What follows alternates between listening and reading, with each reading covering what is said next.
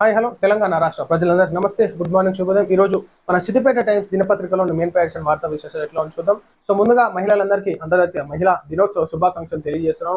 మహిళలందరికీ మా సిద్దిపేట దినపత్రిక తరఫున కూడా మమ్మల్ని అందరూ ఆదరించాలని చెప్పేసి కోరుతాం. సో వార్తా విశేషాలకు వెళ్దాం. కారుతో కదులుతున్న డొంక, కర్ణాటకలో గంజాయి పట్టివేత, ముగ్గురు అరెస్ట్, 2 కార్లు సీజ్. అందులో సిరిసిల్లకు చెందిన ఓ ప్రభుత్వ ప్రిన్సిపల్ కారు, మరో స్వీట్ హౌస్ వ్యాపారికి కూడా సంబంధాలు. గొడవతో బయటకు పొక్కిన చీకటి దందా. ఏదైతే కార్లలో ఈనాడు ఎంత చేద్దామనుకున్నా, కట్టుదిట్టం చేసినా కానీ, ఎంత చెక్ పోస్టులు ఏర్పాటు చేసినా ఇంకా గంజాయి సప్లై జరుగుతూనే ఉన్నది. సో మనం చూసుకోవచ్చు, ఎన్నో రకాలుగా ఎన్నో ప్లాన్స్ వేసుకుంటూ గంజాయి సప్లై జరుగుతూనే ఉంటుంది. సో దాన్ని పటిష్టమైనటువంటి చర్యలు తీసుకోవాలని చెప్పేసి కోరుతాం. ఈనాడు యువత ఈ మాదక ద్రవ్యాలు, గంజాయి వీటితో ఖరాబ్ అవుతున్నారు. కర్ణాటక రాష్ట్రంలో గంజాయి రవాణా చేస్తున్న కేసుకు తెలంగాణలోని రాజన్న సిరిసిల్ల జిల్లా కేంద్రానికి లింక్ ఉన్నట్టు తెలుస్తోంది.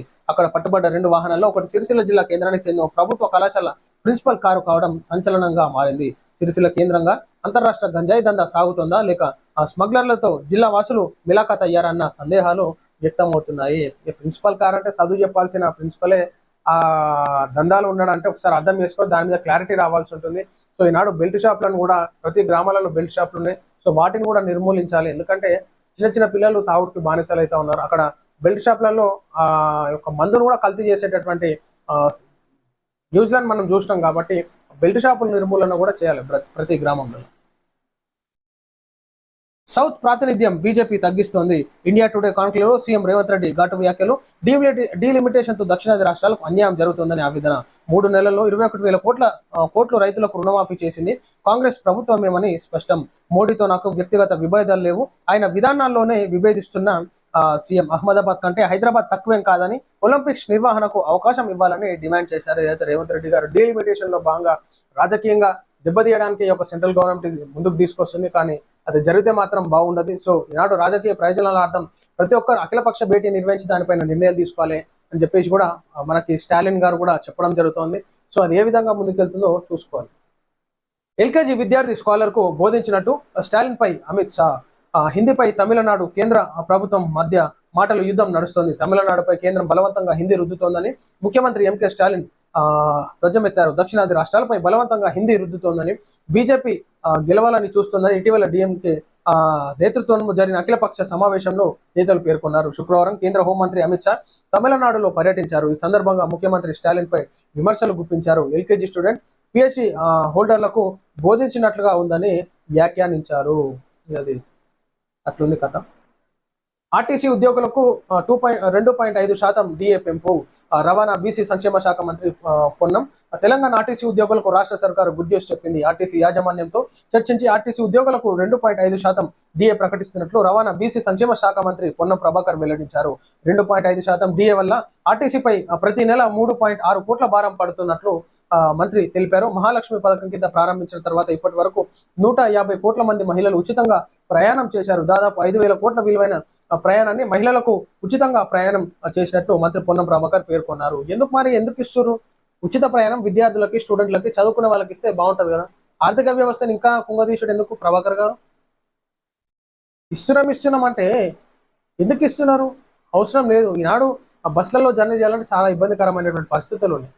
సో మేజర్గా స్టూడెంట్స్కి, విద్యార్థులకు, చదువుకునే వాళ్ళకి ఇస్తే బాగుంటుంది. అది ఇన్ని కోట్ల రూపాయలు నష్టమై ఆ నష్టం జరిగినటువంటి దాన్ని ట్యాక్స్ రూపంలో ప్రజలపై అధిక ధరలు పెంచడం ఎందుకు? ఇదంతా కథ.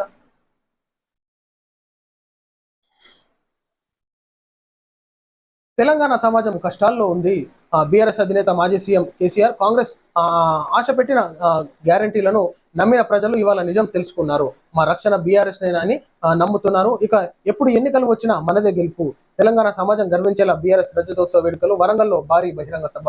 దశాబ్దాల పాటు పోరాటాలు నడిపి ఎన్నో త్యాగాలు తెలంగాణను సాధించుకున్నామని, అనంతరం 10 ఏళ్ల పాటు ఎంతో అప్రమత్తతో తెలంగాణ స్వరాష్ట్రంలో పాలనను దేశానికే ఆదర్శంగా నిలుపుకున్నామని, అంతటి గొప్ప ప్రగతిని సాధించిన తెలంగాణ సమాజం ఇవాళ కష్టాల్లో ఉందని బీఆర్ఎస్ అధినేత మాజీ సీఎం కేసీఆర్ అన్నారు.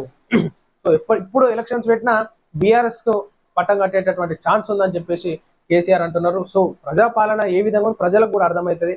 ఈనాడు అందరూ సరే మార్పు వస్తుంది, ఉద్యోగాలు వస్తాయి, సో కాంగ్రెస్ గవర్నమెంట్ లేని మార్పు వస్తుంది అనుకుంటారు, కానీ ఇంకా మొత్తం గుంతల వాడిపోయి బురద గుట్టల పడ్డట్టు అయింది కథ. ప్రజల బతుకంటారు.